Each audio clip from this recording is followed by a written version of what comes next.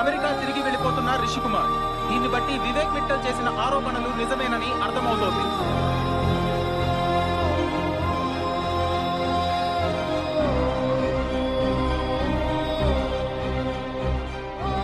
రిషి, ఏమైందిరా?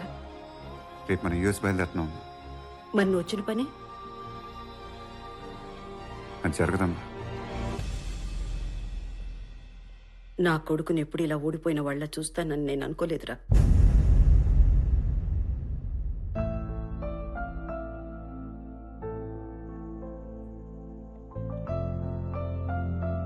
మీ నాన్నని ఎప్పుడు ఓడిపోయిన వాళ్ళ చూసేవాడు కదరా రిషి. ఇప్పుడు నువ్వు వెళ్ళిపోతే నువ్వు కూడా ఓడిపోయినట్టే కదరా. ఆయన ఓడిపోతూ కూడా ఎలా నవ్వుతూ బతుకుతున్నారని నువ్వు అనుకునేవాడివి. కానీ నా దృష్టిలో మీ నాన్న ఎప్పుడు గెలుస్తూనే ఉన్నారు. నేను సివిల్స్ రాయమని ఆయన ఎందుకు ఫోర్స్ చేసేవారో తెలుసా? మీ నాన్న సివిల్స్లో టాపర్ రా రిషి.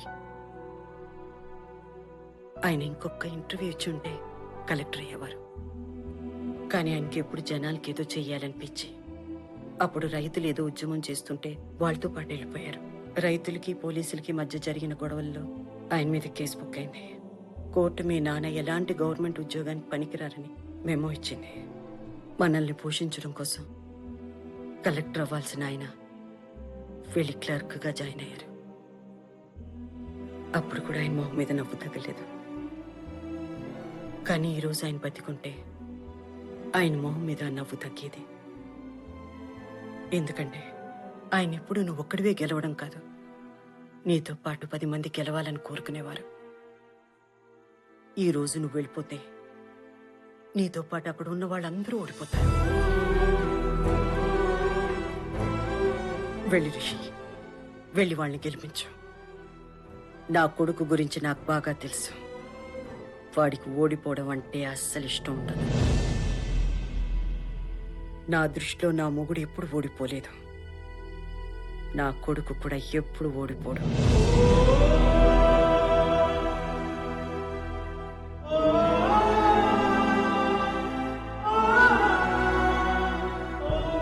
రామకృష్ణ సార్, యుఎస్కి ఫోన్ చేసి నేను రావటానికి ఇంకా టైం పట్టుద్దని చెప్పు. ఇక్కడ పూర్తి చేయాల్సిన పనులు ఇంకా చాలా ఉన్నాయి.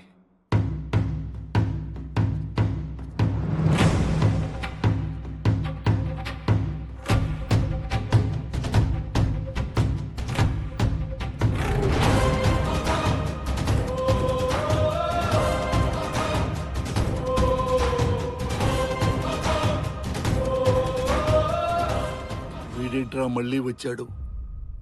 ఏంట్రా గుళ్ళో విగ్రహాలు చూస్తుంటే అలా చూస్తారు? వెళ్ళి లాగి పడేయండి.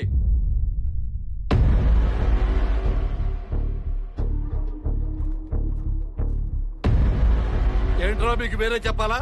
మీ జీవితాన్ని నాశనం చేయడానికే వాడు వచ్చింది. వెళ్ళండి.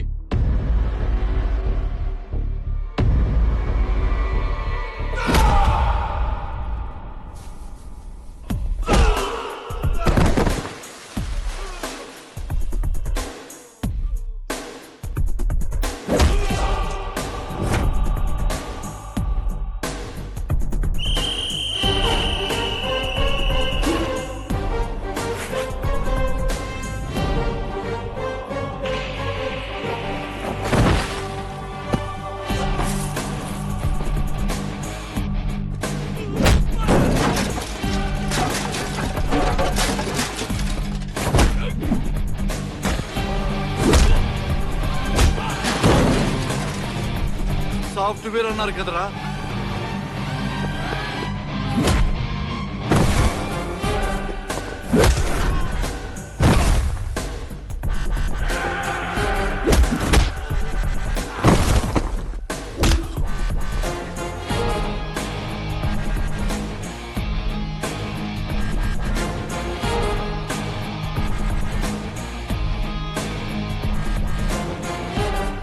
ఈ రోజు నుంచి ఈ ఊరు నాది, ఈ సమస్య కూడా నాదే నాదే నాదే నాదే.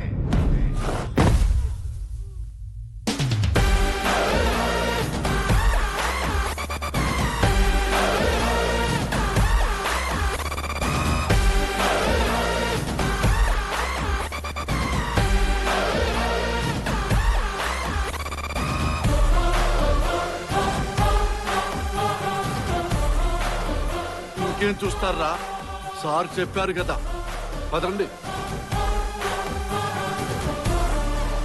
ఊరు నాది, సమస్య నాది.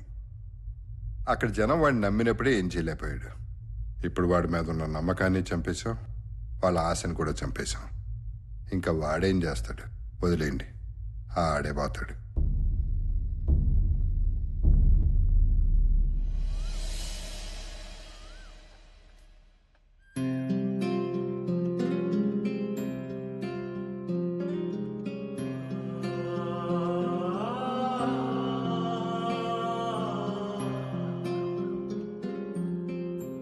ఎప్పుడు తిన్నావో ఏంటో. తీసుకో బాబు.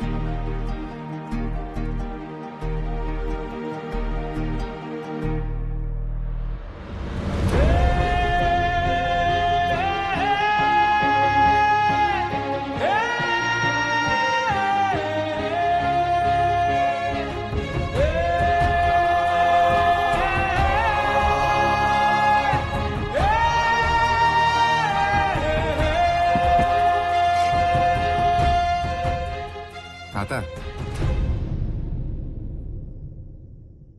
ఏం చేస్తున్నావు? వ్యవసాయం చేస్తున్నాను బాబు. మరి ఊళ్ళో అందరూ వదిలేశారు కదా. నేను కూడా వదిలేస్తే మీరేం తింటారు బాబు? ఒకడు తినాలంటే ఇంకొకడు పండించాలి కదా. అయినా వాళ్ళంతా వదిలేసింది ఆశ లేక కాదు బాబు, అలసిపోయి. మళ్ళీ ఒక్కసారి ఈ భూమిలో కాలు పెడితే ఆ భూదేవి తల్లి అల్లం లాగేసుకుంటది. మరి ఆడెవడో మీ భూమిని లాగేసుకుంటాను అంటున్నాడు కదా. ఏ నా కొడుకయ్యా నా భూమిని లాక్కునేది? రమ్మను, ఇది నాది. నాదనుకున్నంత వరకు ఏ నా కొడుకు దీని మీద చెయ్యలేడు. ఈ మట్టిలోనే పుట్టాను, ఈ మట్టిలోనే చస్తాను. కాదని ఎవడైనా ఈ మట్టి మీద చెయ్యేస్తే మాత్రం చూస్తూ ఊరుకోను బాబు.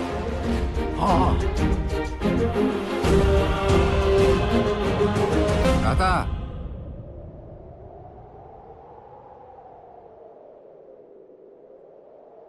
నాకు వ్యవసాయం నేర్పుతావా? ఇందాకే చెప్పాను కదా బాబు, ఒక్కసారి ఈ మట్టిలో కాలు పెడితే ఆ భూదేవి తల్లే లాగేసుకుంటది.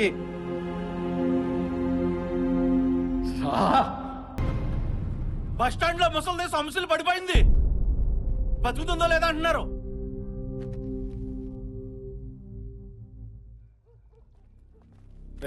తప్పకుండా.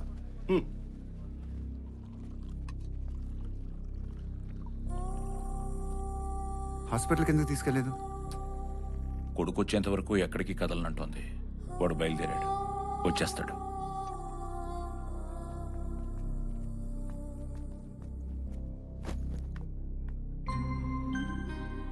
ఎన్నిసార్లు చెప్పాను నాతో పాటు వచ్చామని? రావు. ఈ ఊరిని పట్టుకునే కూర్చుంటావు. ఇప్పుడు చూడు, నువ్వు వచ్చావు కదరా, బానే ఉంటదిలే. ఈ పిచ్చి మాటలే మాని. పొద్దున బస్కి వెళ్ళిపోదాం. ఏంట్రా అదే? మీ అమ్మకు అలా ఉంటే ఎలా తీసుకెళ్తావు?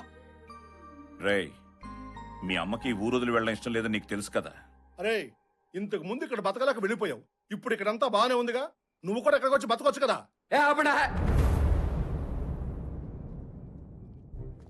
ఏంట్రా బతికేది? ఏంటి ఇక్కడ బతికేది? 4 ఏళ్ళ తర్వాత పొలాలు పచ్చ కనిపించగానే మళ్ళీ చంకలు గుద్దేసుకుంటున్నారు. ఇంకెప్పుడు తెలుసుకుంటారా మీరు? ఈ రోజు మొలకలు వచ్చాయి, రేపు పంట చేతికి వస్తుంది. ఆ తర్వాత ఏంట్రా? ఏం చేస్తారు? బతికేచ్చండి, బతికేయచ్చు.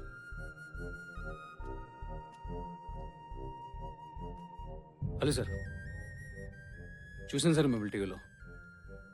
మీరు వచ్చి ఇక్కడ ఏది చేద్దాం అనుకుంటున్నారు, కానీ మీరు అనుకునేవి ఇక్కడ జరగవండి. రేయ్, ఏం మాట్లాడుతున్నావు? మీరు ఆగండి సార్.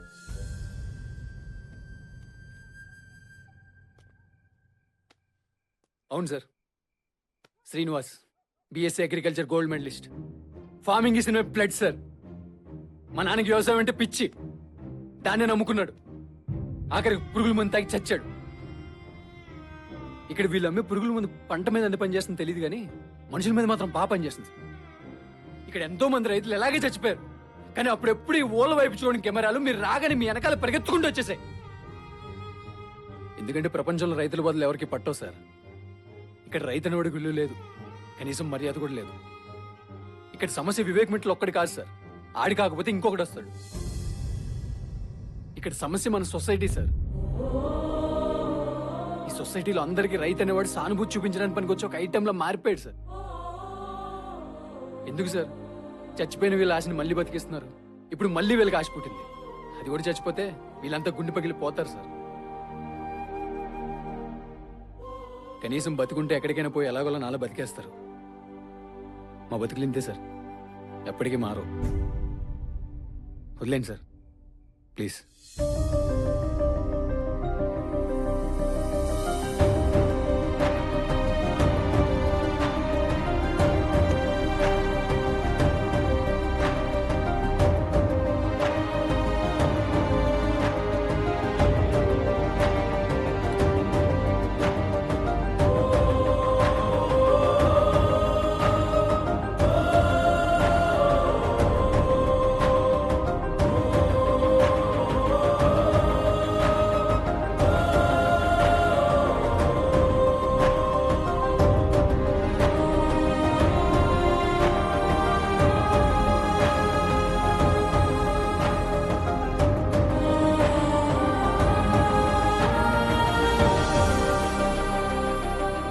సార్ ఆ ముసలివాడు చనిపోయిందంట సార్.